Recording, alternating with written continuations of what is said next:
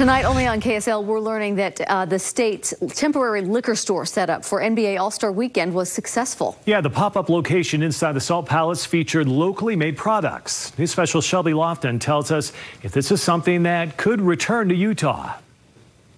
Mountain West Cider Company sold some of its bottles at the temporary state liquor store. They said the pop-up is something they'd like to see again. It's a step up.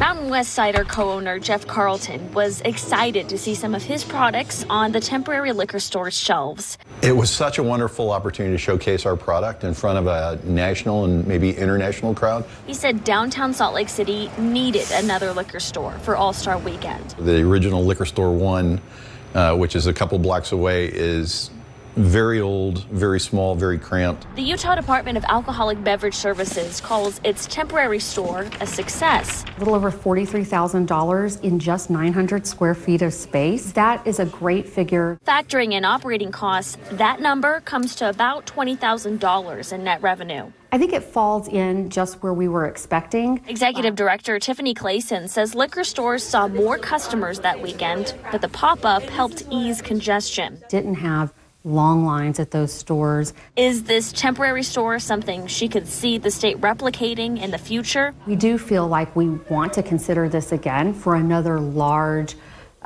event. She says if they do, she'd take a look at adding more than one. I think it would be great next time to maybe look at multiple temporary store locations in about the same footprint that we had. She'd also like to feature celebrity brands and Utah-made products again. We're able to show that you have a balanced way to live life here and you can have fun and you can do it responsibly. Carlton says if and when another large global event comes to town, the state is going to need to get creative. Expand places where you can consume and purchase alcohol around the downtown area, and some of the venues, I think, is going to be mandatory. Clayson said they're still debriefing on what went well and what could have gone better, things to take note of if the temporary liquor stores return to Utah.